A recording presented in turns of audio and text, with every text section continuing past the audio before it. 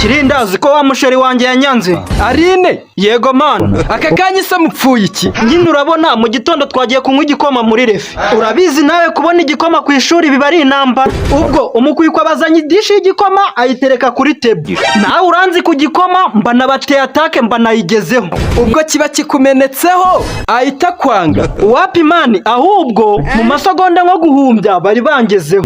Ubwo intambara ibirarose turakirwanira. Ubwo ni ngewe wari ufite idishi y'igikoma nafashe nakomeje. Ubwo urabizi nawe ku gikoma mba nafashe nakomeje mba meze nk'ikimata. Ibyo simbishidikanyaho kuko ndabizi wowe ku gikoma uba wafunze defense. Ewana ku gikoma ho nakumerera nabi.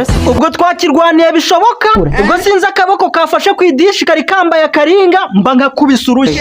Subije ubwenge ku gihe nibuka yuko ako karinga nkazi kuri sheri. Ariko ibyo ntibyaciye intege nakomeje ndarwana. Ubwo ku myenda cyari cyamenetseho wagira ngo nambaye kositimu y'igikoma ku buryo aho nanyuraga cyagendaga gitonyanga ukagira ngo ndi gukora umuhanda. Ubwo sinzi umuniga yandabuye tugiye kuri asamburoma ngo reba ku ishati uburyo uri gusa. Ubwo wari umeze nk'uwari wambaye ikamba ry'igikoma. Naho wibeshye rwose. Mu gukebuka ndebye abanyeshuri bose mbona abanyeshuri bose bari kundeba ameze nka perezida uri guca mu baturage. Kandi kumbe barebaga ishati y'igikoma nari nambaye. Kandi narakubwiye. Ceceka ndacyakubwira. Ubwo uwo muniga yandabuye ndagenda ku gashati ndakamesa ndakandika karuma mita nkamba mita njya mu ishuri. Nakubonye uza kuri karasi hari udukobwa two muri senior siri twongoreranaga ngo dore wa musore yimennyeho igikoma. Ubwo mu kugera karasi nahise nduhukira ku ntebe yicaraho sheri wanjye. Mu kumufata ku rutugu ukuboko yenda kukuruma. Mu mutima atiyiwe nk'ibisanzwe mba ndamubajije uti sheri ubu ubona nazavamo umugabo mwiza? Abaransubije uti umugabo ni igikoma baho. Ndi uwo mukobwa nanagukubita urushyi. Ikintu cy'ikigabo cyiga mu wa 6 sogonderi koko kijya kurwanira ibikoma n'abana bo mu wa mbere.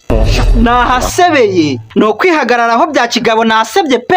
Umukobwa yari afite umujinya akimbwira gutyo nahise mahaguruka mpita nibuka iby'akaringa muri refi. Ubu none nabuze icyo nakora wangira inama Kirinda. Tokisi narakubwiye ngo uve ku gikoma uranga. Reba muri klasi yose ni wowe usigaye unywa igikoma n'abakobwa bakivuye. Nakubeshye Kirinda igikoma cyambereye ikiyobyabwenge. Ibuka cya gihe ungira inama ngo mve ku gikoma nakivuyeho iminsi 2 umunsi wa 3 byaranze nsubirayo. Hari ukuntu utayimuka iparera kubita inzogera yo kujya kunywa igikoma. Niyo ndi gukora etide mu gitondo bihita byanga. Kirinda ndagira ngo ungire inama nasaba imbabazi uriya mukobwa tukongera tugakundana. Genda wowe umupfukame imbere umubwira ati mbabarira sinzongera kunywa igikoma. Umukobwa rwose arahita kubabarira. Sha Kirinda aho kugira mve ku gikoma namuvaho.